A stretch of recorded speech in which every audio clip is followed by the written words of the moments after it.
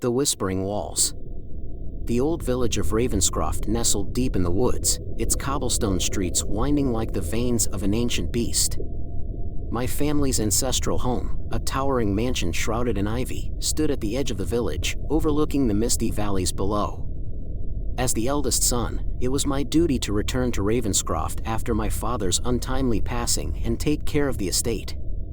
But little did I know, the shadows lurking within those walls held secrets far darker than I could have ever imagined. Upon my arrival, the air was thick with an unsettling stillness, and the whispers of the villagers hinted at something sinister haunting our family for generations. Ignoring their warnings, I stepped into the dimly lit foyer, the scent of decay clinging to the air like a suffocating fog. The portraits lining the walls watched me with hollow eyes, their gazes following my every move. My mother, frail and haunted, greeted me with a hollow smile, her once vibrant spirit dimmed by the weight of the house's dark history. She spoke of voices echoing through the halls at night, of shadows that danced in the flickering candlelight, and of a presence that lurked just beyond the edge of sight. But I dismissed her tales as the ramblings of a troubled mind, eager to restore order to our crumbling home. As night fell, the house came alive with a symphony of creaks and whispers, as if the very walls were breathing. Alone in my chamber, I tossed and turned beneath the heavy weight of dread that hung over me like a shroud. And then, amidst the darkness, I heard it, a soft, rhythmic tapping against the window, like skeletal fingers scratching at the glass. Heart pounding, I approached the window, my breath catching in my throat as I peered into the inky blackness beyond. There, illuminated by the pale moonlight, stood a figure cloaked in shadows, its eyes gleaming with a hunger that chilled me to the bone. And as it whispered my name on the wind, I knew then that the horrors of Ravenscroft were far from mere superstition. Sleep eluded me that night, each creak of the floorboards and rustle of the curtains sending shivers down my spine. With the first light of dawn, I ventured into the village in search of answers, determined to uncover the truth behind the darkness that plagued my family. The villagers eyed me warily, their whispers growing hushed as I passed, as if afraid to speak of the secrets that lay hidden within Ravenscroft's walls. At the village archives, I pored over yellowed pages and dusty tomes, piecing together fragments of a history long forgotten. Tales of witchcraft and curses wove through the annals of time, each generation of my family touched by the malevolent forces that lurked in the shadows. And as I delved deeper, I uncovered a name that frightened me: Isabella Ravenscroft, a distant ancestor rumored to have made a pact with the dark itself. Haunted by visions of Isabella's spectral form, I returned to the mansion, the weight of her legacy heavy upon my shoulders. But the house had changed in my absence, its corridors twisting and shifting like a labyrinth, leading me deeper into its heart. Desperate for answers, I sought solace in my mother's embrace, only to find her vacant eyes fixed on a point beyond the mortal realm. With each passing day, the veil between the worlds grew thinner, the boundary between the living and the dead blurring into a nightmarish tapestry of whispers and shadows.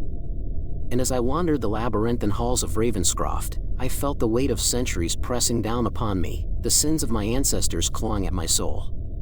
But amidst the darkness, a glimmer of hope flickered like a candle in the night. For I had uncovered a way to banish the dark, a chance to break the curse that bound my family to this house of horrors. I prepared to face the darkness head-on, knowing that only by confronting the past could I hope to save the future. But as the final incantation fell from my lips, the very walls of Ravenscroft seemed to tremble with rage, and I realized then that some secrets are better left buried. For in my quest for redemption, I had awakened something far more sinister than I could have ever imagined. The incantation had unleashed a maelstrom of chaos upon Ravenscroft, the very fabric of reality unraveling at its seams. Shadows danced madly across the walls, twisting and contorting into grotesque shapes, while whispers echoed through the halls like the anguished cries of the damned. I knew then that I had unleashed forces far beyond my control, and that no amount of regret could undo the horrors I had set in motion. With each passing moment, the darkness closed in around me, suffocating me with its icy embrace. Desperate, I sought refuge in the deepest recesses of the mansion, the echoes of my footsteps drowned out by the cacophony of screams that filled the air. And there, hidden beneath layers of dust and decay, I found a sliver of hope, a talisman, passed down through generations, said to hold the power to banish the darkness once and for all. Armed with the talisman, I braved the twisting corridors of Ravenscroft, my every step haunted by the specters of those who had come before me. But as I neared the heart of the mansion, I felt a presence watching me from the shadows, its malevolent gaze burning into my very soul. I raised the talisman aloft, its light casting back the darkness with a blinding fury. But even as the shadows recoiled, I knew that my journey was far from over. For the curse that bound my family to Ravenscroft ran deeper than mere incantations or rituals. It was a legacy of blood and betrayal, passed down through generations like a malignant tumor. And as I gazed into the abyss, I realized that to truly break the curse, I would have to make the ultimate sacrifice. With a heavy heart, I descended into the depths of the mansion, where the darkness thrived like a cancerous growth. And there, amidst the crumbling ruins of my family's legacy, I faced the embodiment of all our sins, Isabella Ravenscroft, her dark form twisted and contorted with rage. With the talisman clutched tightly in my hand, I spoke the words of banishment, each syllable ringing out like a death knell. But as Isabella's form began to fade into the shadows, a terrible realization dawned upon me. In banishing her, I had condemned myself to an eternity of torment, bound to Ravenscroft by the same curse that had plagued my family for centuries. And as the darkness closed in around me, I knew that I would forever be haunted by the sins of my ancestors, trapped within the walls of this accursed mansion for all eternity. Story 2. The Forbidden Floor. The towering monolith of glass and steel, known simply as the Blackstone Tower, dominated the city skyline like a sentinel of the corporate world. As a junior analyst at Blackwell & Company, I spent my days navigating the labyrinthine corridors of the building, my aspirations eclipsed by the oppressive weight of corporate hierarchy. But it was the 13th floor that captured my imagination, whispered about in hushed tones as if it were a forbidden realm beyond mortal comprehension. Rumors swirled like shadows through the halls, tales of voices echoing through empty cubicles in the dead of night, of flickering lights and phantom footsteps haunting the abandoned corridors. And yet, despite the warnings, I couldn't shake the feeling of curiosity that gnawed at my soul, drawing me ever closer to the mystery of the 13th floor. One fateful night, as the city was asleep, I found myself standing before the sealed entrance to the forbidden floor, the air thick with a palpable sense of dread. I swiped my keycard, the electronic lock yielding with a soft click that echoed through the empty lobby. As the doors slid open, a chill wind rushed forth, carrying with it the whispers of the damned. Stepping into the dimly lit corridor, I felt as if I had entered another world entirely, the air heavy with the scent of decay and neglect. The walls seemed to pulse with a malevolent energy, their surfaces marred by strange symbols etched in blood-red paint. And as I ventured further into the darkness, the shadows closed in around me, swallowing me whole in their embrace.